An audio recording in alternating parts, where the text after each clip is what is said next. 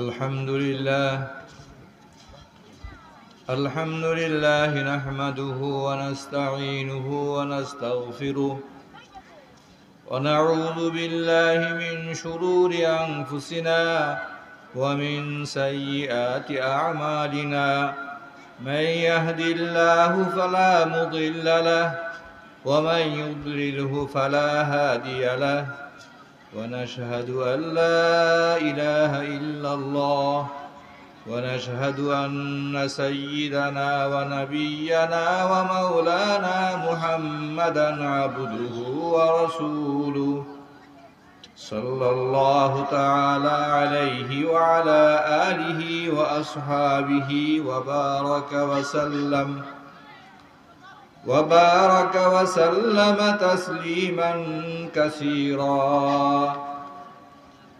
أما بعد فأعوذ بالله من الشيطان الرجيم. بسم الله الرحمن الرحيم.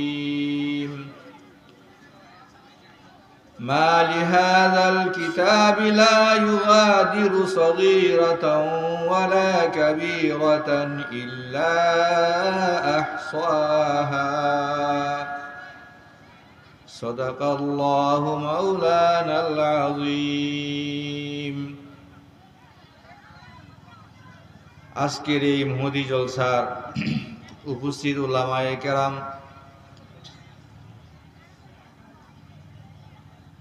সামনে উপবিষ্ট শ্রোতা মণ্ডলী, পর্দার আড়ালে ওয়াজ শুনছেন মা ও বোনেরা, এই এলাকার জন্য আজকের এই মাহফিল অতীব গুরুত্বপূর্ণ।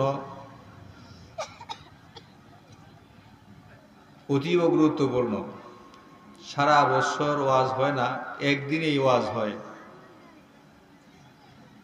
আমরা যে যেখানে আছি আমলের নিয়তে শোনার জন্যে আমরা প্যান্ডেলের নিচে আয়সা বসি। উলামায়ে কেরাম আসতেছেন।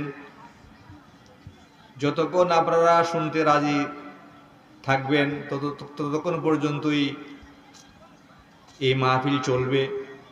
সর্বশেষে আসবেন আনোয়ার হোসেন রশিদাবাদী সাহেব, উনি দাঁড়ায় ওয়াজ করেন লাঠি নিয়ে, অনেককে হাসায় আবার কান্দায়ও। তার বক্তৃতা, তার নসিহত, তার বয়ান অন্যরকম। আমরা যারা খাওয়া দাওয়ার জন্য অপেক্ষা করতেছি তারা খাওয়া দাওয়া করেই তাড়াতাড়ি আশা করি মাহফিলে। আল্লাহ তাআলা আমাদের সবাইকে নসিহত শুনে আমল করার তৌফিক দান করুন।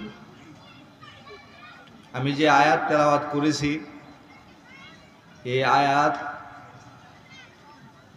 আল্লাহ রাব্বুল ইজ্জত যখন কিয়ামতের মাঠে আমলনামা পেশ করবেন, প্রত্যেক মানুষই তার আমলনামা দেখতে পাবে।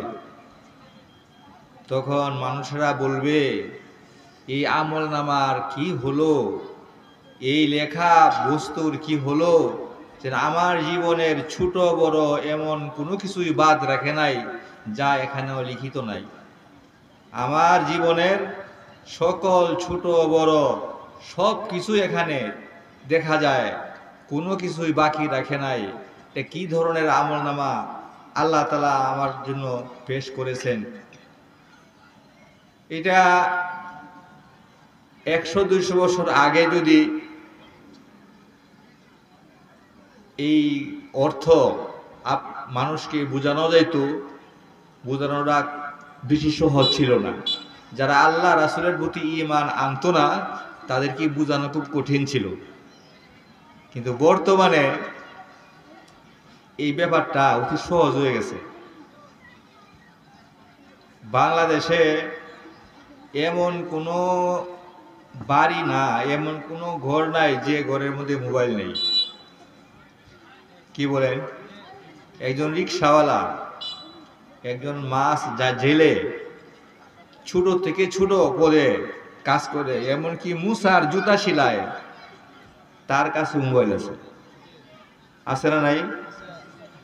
এই মোবাইলে অনেক কিছু ভিডিও করা যায়, অডিও করা যায়। অডিওটাও শুধু আওয়াজ, তার কথাগুলি রেকর্ড হয়। আর ভিডিও যতক্ষণ সে কথা বলবে তার কথাও শোনা যাবে, এবং তার সে কিভাবে বলতেছে, হ্যাঁ, তার মুখের, তার বডির অঙ্গ প্রত্যঙ্গ যা আছে তাদের বা তার ভাবভঙ্গি সব কিছু ফুটে ওঠে। অর্থাৎ একজন মানুষ সে সামনে থাকলে তার যেভাবে কথাবার্তা আমি শুনতেছি, তার ভাবভঙ্গি আমি দেখতেছি, ভিডিওর মধ্যেও, লাইভের মধ্যেও এরকম ভাবে সবকিছু দেখা যায়। এর মধ্যে কি যন্ত্র ফিট করে দিছে, এটা মানুষের আবিষ্কৃত, মানুষই আবিষ্কার করেছে। আল্লাহর সৃষ্টি মানুষ, সেই মানুষে যদি এমন কিছু আবিষ্কার করতে পারে যে আমার কথা, আমার ভাবভঙ্গি সব কিছু ধারণ করতে পারে, এটা ডিলেট না করা পর্যন্ত এটা থাকেই। আল্লাহু আকবার। এটা তো সাধারণ ব্যাপার। এখন একজন চিটাগাং গিয়ে থাকিয়া একটা বাড়িতে থাকিয়া হারিয়া রিং করছে, ধরেন একজন আসামি, সে চিটাগাং গিয়া বাসা ভাড়া করছে, করিয়া হারিয়া এই বাসার ভিতরে থাকিয়া রিং করছে। রিং করার পরে দেয়া পুলিশে জানাইছে কিশোরগঞ্জ থেকে হারিয়া যে এই মোবাইলে এই নাম্বারে রিং করছে এই লোকটা।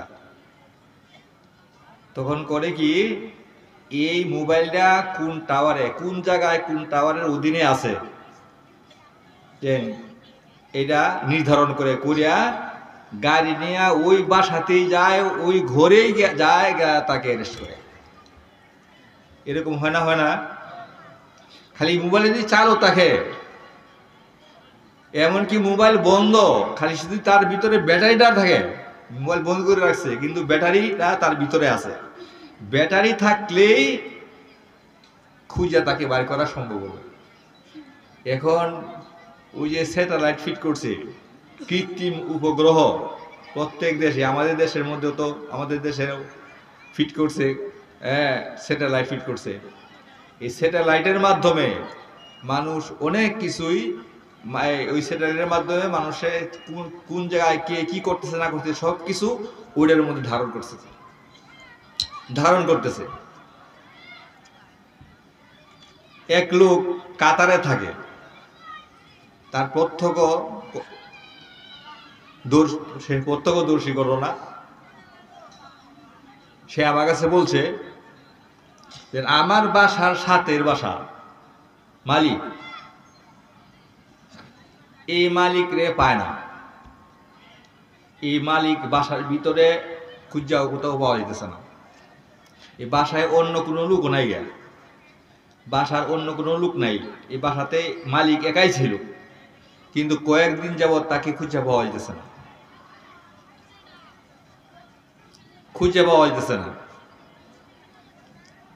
তখন লোকটা ছিল একটু প্রভাবশালী, সরকারের স্বর্ণাপন্ন হয়েছে, পরিবারের লোকেরা, অন্য লোকেরা সরকারের করেছে, স্বর্ণাপন্ন হয়েছে।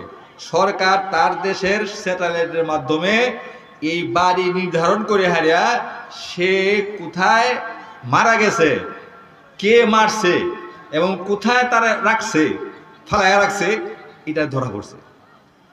ধরা পড়লে পরে পুলিশ আসছে, আয়সা এই বাড়ির ঘরের ভিতরে গেছে এবং ট্যাঙ্কি থেকে তারা উদ্ধার করে। এই ট্যাঙ্কির ভিতরে ফাঁসে যে এইটাও ধরা পড়ছে।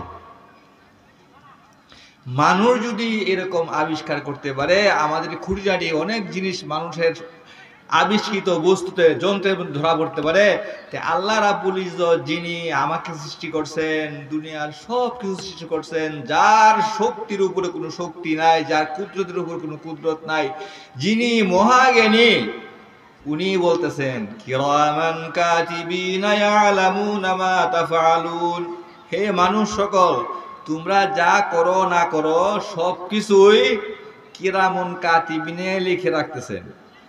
সম্মানিত ফেরেশতা তারা লিখে রাখতেছেন। লেখার কোনো প্রয়োজন আছে? তবু আল্লাহ তাআলা বলছেন লিখে রাখতেছেন। লেখা রাখা মানে আমার কর্মকাণ্ড সব কিছু ভিডিও আমার মধ্যেই, আমার আমার আমার দেহের ভিতরেই এটা গোপনে আল্লাহ তাআলা করে রাখছেন। আমার সব কিছুই ভিডিও হইতেছে। আর এইটা নষ্ট হওয়ার মতো না, এইটা নষ্ট হওয়ার মতো না। আরে কি কয়, আমি যদি মরে যাই, মাঠে খায় লাইব, সব কিছু শেষ হয়ে যাবো, তো আমি তো শেষ হয়ে গেলাম। না না, মাঠেও খাবে না, আগুনেও পুড়বে না, পানিতে ডুবা দিলেও সব কিছু ধ্বংস হলেও এটা ধ্বংস হবে না। বিমানের মধ্যে একটা যন্ত্র আছে, যে কি তো কয়, এই যন্ত্রটা বিমান আগুন লাগিয়া ধ্বংস হইয়া যাওয়ার পরে দেও এই ক্যামেরাটা অক্ষত থাকে। এই ক্যামেরাটা অক্ষত থাকে। এই ক্যামেরা দেয়া পরবর্তী সময়ে ক্যামেরা উদ্ধার করে কিভাবে এটা হলো, বিকল হলো এবং কোথায় আপনার এটা বিকল হলো এবং কিভাবে সে ধ্বংস হলো, সব কিছু রেকর্ড ভিডিও সব কিছু থাকে। এটা নষ্ট হয় না। আমি যদি মনে করি যে না, আমার মৃত্যুর পরে দেয়া মাটি আমাকে খায়া শেষ করে দিব, আমার কোনো কিছু থাকবে না, না না না, একটা কিছু আল্লাহ রাব্বুল ইজ্জত এমন কিছু রাইখা দিয়েছেন যে এইটা মাটি খাবে না। এটা কি করবে? মাটি খাবে না, মাটি খাবে না।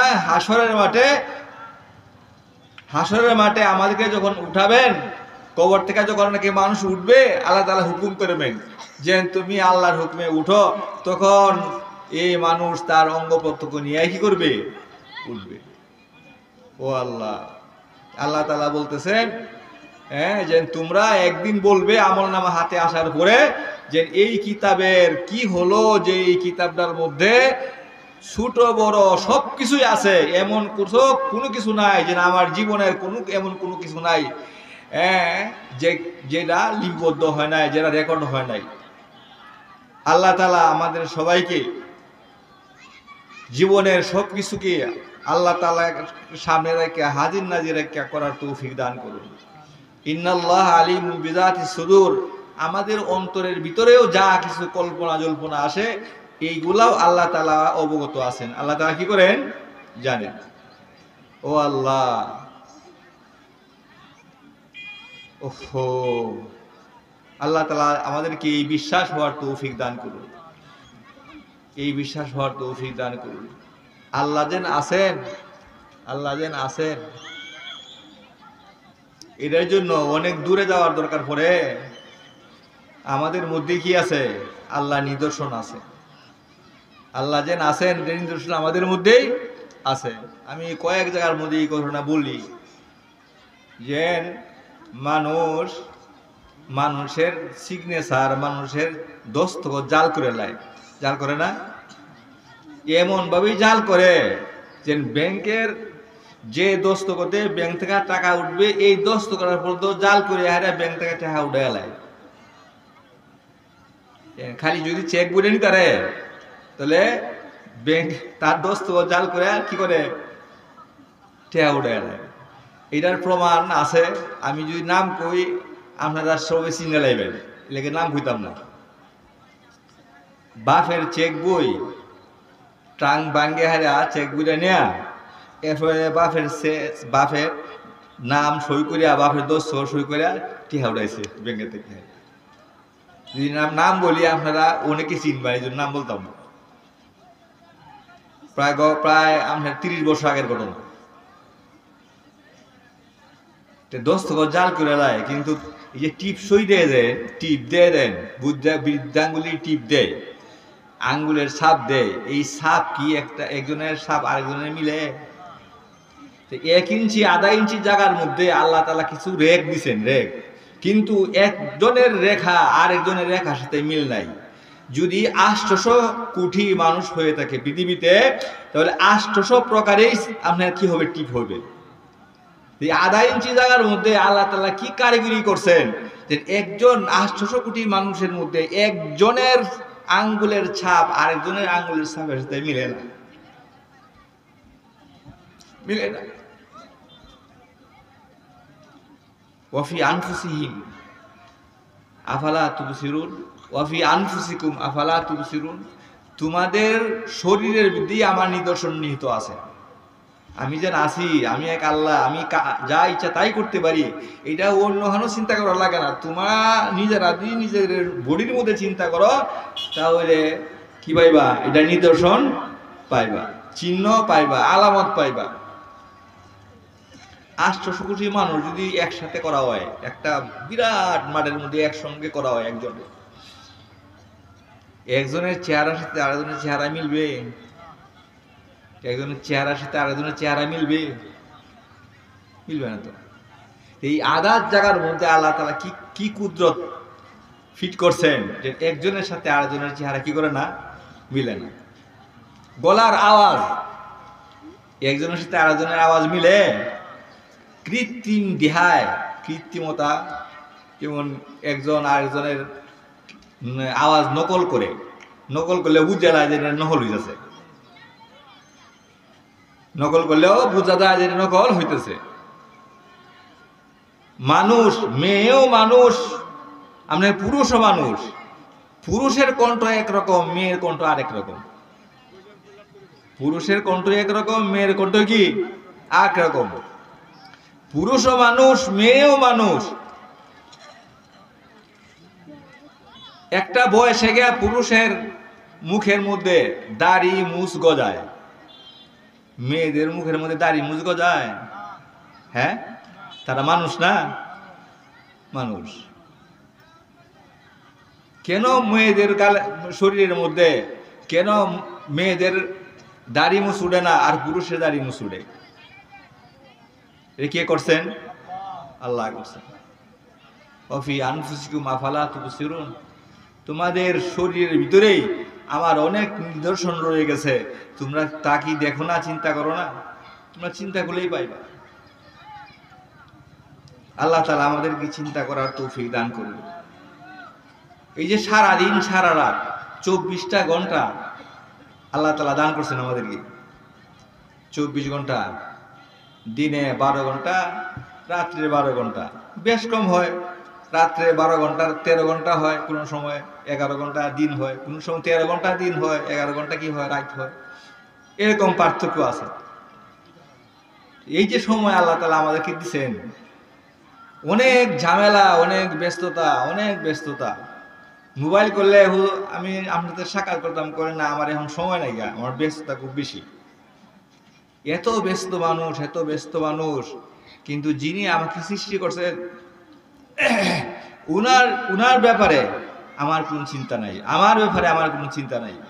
আমি কি ছিলাম, আমি কি আছি এখন বর্তমানে, আমি কি হব, কোথায় যাব, কার কাছে যাব, কি জবাব দিব, এরকম চিন্তা করার মতন আমার সুযোগ নাই, আমার সময় নাই, আমার ব্যস্ততা এত বেশি। কিন্তু যখন আজরাইল আলাইহিস সালাম আসবেন, মৃত্যুর সময় যখন হবে, তখন আর সময় পাওয়া যাবে না, আর সময় থাকবে না, আল্লাহর কাছে চলে যেতে হবে। লা ইউগাদিরু সগীরাতান ওয়ালা কাবীরাতান ইল্লা আহসাহা। আল্লাহ তাআলা আমাদের সবাইকে বুঝ দান করুন। এই মাদ্রাসা হয়েছে, এখানে ডাক্তার সজিবুল ইসলাম সাহেব, ওনার বড় ভাই, ওনার মা, ওনার 3 জনে এই মাদ্রাসার জন্য জায়গা দিচ্ছেন। জায়গা যদি না দিতেন তাহলে এই খেলা খুলুসিয়তের সাথে আল্লাহ সন্তুষ্টি অর্জনে যদি দান করে থাকে, হাদিসের ভাষায়, হাদিসের মধ্যে আসছে, আল্লাহ তাআলা এই দানকে তার কুদরতি ডান হাতে গ্রহণ করেন। কইরা এই ঘোড়ার বাচ্চারা যেরকম মানুষে পালে, ঘোড়ার বাচ্চা হইলে যেরকম মালিকে ঘোড়ার বাচ্চারে লালন পালন করে, বলে আল্লাহ তাআলা তার এই দানটারে লালন পালন করিয়া বড় করে, বড় করতে করতে করতে পাহাড় পরিমাণ হয়ে যায় সব। তাহলে আমার এই দানের টাকার পরিমাণ আল্লাহ তাআলা দেখেন না, দেখবেন কি আমার নিয়তটা কি, আমার নিয়তটা কি। হাদিসের মধ্যে আসছে সাহাবায়ে কেরামের জমানার 2 মুদ বা 1 মুদ, 1 মুদ তো 2.5 পাউন্ড, ধরেন না আদাসের পরিমাণ যদি গম সাহাবায়ে কেরাম দান করে থাকে, পরবর্তী যুগের মানুষেরা পাহাড় পরিমাণ স্বর্ণ দান করলেও এই পরিমাণ সওয়াব হবে না। কেন?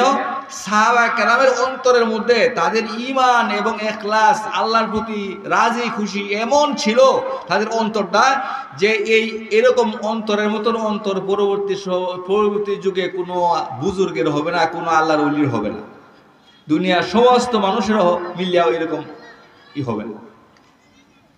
ওহো, আজকেও একটা ঘটনা হাদিসের মধ্যে পড়াইছে। এক মহিলা, সে আল্লাহ রাসূলের কাছে আসছে, আয়েশা বলতেছে, হুজুর আমি তো জিনা করেছি। এই মহিলা সাহাবী না, আল্লাহ রাসূলকে দেখছেন না, ঈমান আনছে না, ঈমান না আনলে সে কি গুনার কথা স্বীকার করতো? আল্লাহ রাসূলের কাছে আসছে, আয়েশা স্বীকার করছে, আয়েশা বলতেছে, হুজুর আমি জিনা করছি, আপনি আমাকে পাক করেন, পবিত্র করেন, কোরআনের যে বিধান আছে বিধান যদি আমাকে শাস্তি দেন, আমি এই দুনিয়ার শাস্তি যেন পায়া হারিয়া পরকালে যেন আল্লাহ তাআলা আমাকে মাফ করে দেন। মহিলা বলতেছে, আল্লাহ রাসূল বললেন তুমি ফিরে যাও। না আমি ফিরে যাব না। তুমি ফিরে যাও। গেছে গা। পরের দিন আবার আসছে, আচ্ছা এই কথাই বলে তুমি যাও, বাড়ি যাও। আল্লাহ রাসূলের কথা দয়া মায়া, তুমি বাড়ি যাও। আবার গেছে গা, বাড়িতে গেছে গা। পরের দিন আবার আসছে, আয়েশা বলতেছে যে হুজুর আমি তো অপকর্ম করেছি, আমার শাস্তি দিন। পরে বলছে তুমি বাড়ি যাও। বলে হুজুর আমাকে বাড়ি যাওয়ার কথা আর বলেন না, আমি গর্ভবতী, জিনার কারণে আমার পেটে বাচ্চা এসে গেছে। বলে তুমি যাও গা, বাচ্চা প্রসব হইলে পরে আইসো।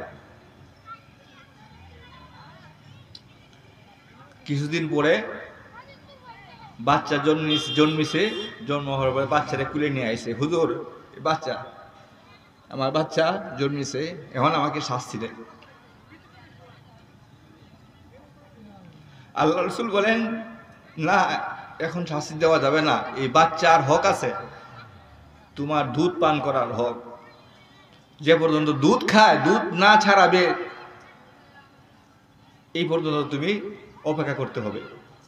মহিলা চলে গেছে। কেমনে দুধ ছাড়াইব? দুধ ছাড়ানির বয়স হওয়ার আগেই বাচ্চার হাতের মধ্যে মাঝে মাঝে কিছু দেয় খাইবার জন্য মুখে। 6 মাস গেলে পরে বাচ্চারে খিচুড়ি খাইবার কথা বলেন ডাক্তাররা। কি বলে? ডাক্তাররা খিচুড়ি খাইবার কথা বলে। তাহলে বর্তমানে খিচুড়ি খাইবার কথা বললে এই সাহাবায়ে কেরামের জমানায় রুটি খাইতো না বাচ্চারা। 6 মাসের মধ্যে রুটি হাতে দিলে সাবাই রুটি খাইতো না, না সাবাইলেও তো মুখে দিব। কিছুদিন পরেই বাচ্চার দুধ ছাড়াবার আগেই বাচ্চারে নিয়ে আইছে, বাচ্চার হাতের মধ্যে রুটি দেয়া। তোর বাচ্চা তো মুখের মধ্যে রুটি দেয়া খাইতেছে আল্লাহ রাসূলের সামনে। হুজুর বাচ্চা দুধ খাওয়ার আর প্রয়োজন নাই গা, বাচ্চা তো আপনার রুটি খাইতে পারে, অন্য খাবার খাইতে পারে। আল্লাহ রাসূল বললেন সাহাবায়ে কেরাম কি করে উদ্দেশ্য করে, আজ এই বাচ্চারে কে লালন পালন করবে? কে আসো? একজন তারা আয় গেল, আমি লালন পালন করবো। তখন বাচ্চারে কুলে দিছে, ওই বাচ্চা লোকের কুলে দেহারা। তখন বলছে মহিলা বিবাহিত ছিল, বিবাহিত মহিলা যদি জিনা করে তার শাস্তি হলো পাথর মারিয়া তাকে হত্যা করা। পাথর মারিয়া কি করা? এটা তো বর্তমান বিশ্বে যারা মানবতার ধ্বজাধারী, মানবতার কথা বলে, তারা এটা মানতে পারে না যে এটা ইসলামের এটা কঠোর শাস্তি, যে এরকম শাস্তি হওয়াটা এটা মানবতা বিরোধী শাস্তি, এটা মানবতার সভ্যতার বিরোধী শাস্তি। কিন্তু আল্লাহর রসুলের কথাটি যদি চিন্তা করে, এই মহিলাকে একবার না, দুইবার না, তিনবার না, কয়েক 4-5 বার ওনাকে ফিরাই দেওয়া হয়েছে যে সে জাগবো আর আমার কাছে না আসুক, শাস্তি না দেওয়া হোক। শাস্তি না পাইবার জন্য, এই মহিলা যেন শাস্তি ভোগ না করতে হয়, এই জন্য আল্লাহর রসুল বারবার কৌশল অবলম্বন করছেন, তুই জাগা, আসি না আমার কাছে। কিন্তু মহিলা এমন তওবা করেছে, আমার দুনিয়াতে শাস্তি হোক, আমি পরকালে শাস্তি থেকে বাঁচতে চাই। এই মহিলাকে নিয়ে গেছে পাথর মারার জন্য, কোমর পর্যন্ত, বুক পর্যন্ত গর্ত খুঁজতে হারা তাকে মাটিতে আটকায়া এরপরে পাথর মারছে। পাথর মারতে খালিদ বিন ওলীদ রাদিয়াল্লাহু তাআলা আনহু, যার নাম আপনারা অনেকেই জানেন, উনি একটা বড় পাথর মারছেন। পাথরের আঘাতে রক্ত ছিটটা ওনার গালের মধ্যে আয় পড়ছে। খালিদ বিন ওলীদের মুখের মধ্যে আর গালের মধ্যে রক্ত ছিটা পড়ছে। আল্লাহর রাসূলও এখানে উপস্থিত, পাথর মারতেছে, তখন গালি দিছে। খালিদ বিন ওলীদ গালি দিছেন, এ খবিস কই হায়রা, হে পাপিষ্ট, গালি দিছেন। আল্লাহ রাসূল বলেন, খালিদ তুমি তাকে গালি দিও না, তুমি তাকে গালি দিও না, সে বল তওবা করেছে। বিশ্বের মধ্যে সবচেয়ে বড় পাপী যে, সেও যদি এরকম তওবা করতো, আল্লাহ তাআলা তার তওবা কবুল করে তাকে ক্ষমা করে দিত। এমন সে তওবা করেছে, তুমি তাকে গালি দিও না। আল্লাহ রাসূল তার মৃত্যুর পরে জানাজার নামাজ পড়াবার জন্য বলছেন, তাকে দাফন করার জন্য বলছেন। এই তো সাহাবা ছিলেন, সাহাবায়ে কেরাম গুনাহমুক্ত, এটা বলা যাবে না, গুনাহ করছেন কিন্তু তওবাও করছেন এরকম ভাবে যে বিশ্বে সাহাবায়ে কেরামের পরবর্তী যুগে এরকম কোন নিদর্শন, এমন কোন ঘটনা, এরকম কোন ইতিহাস আর সৃষ্টি করতে পারে নাই।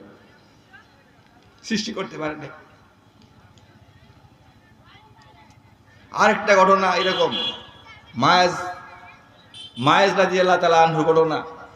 উনিও পুরুষ সাহাবা ছিলেন, উনিও জিনা করে হারে আসছেন আল্লাহ রাসূলের কাছে, আয়া বলতেছেন, হুজুর আমি জিনা করেছি, আমাকে শাস্তি দেন।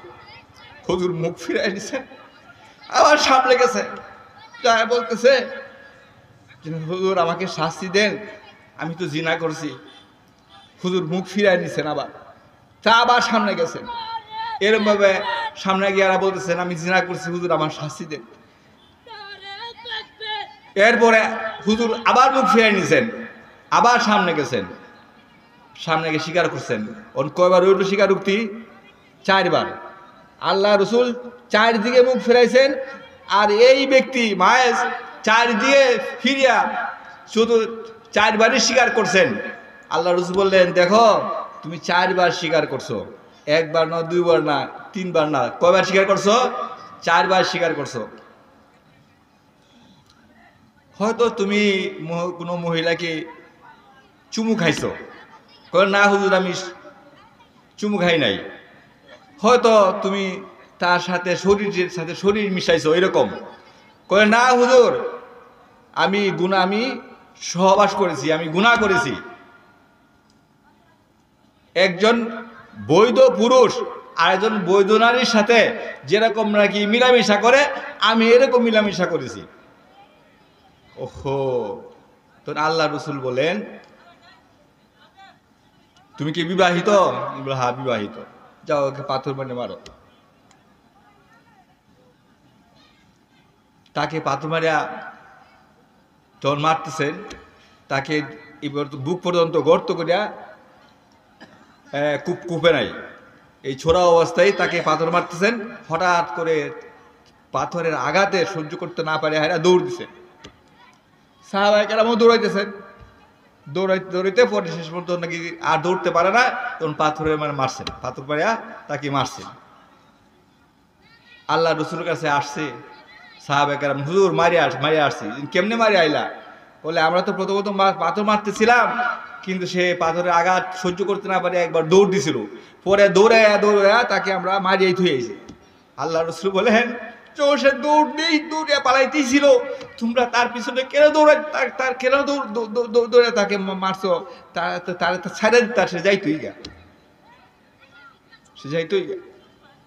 এরপরে বলছেন যে মায়েজ এমন তোবা করেছে যে মদিনাবাসীর সকল মানুষ গুনাহগার হয়ে যদি তোবা করতো, তাহলে এরকম তোবা একটা গলি সব মদিনাবাসী সকলের জন্য যথেষ্ট হইতো।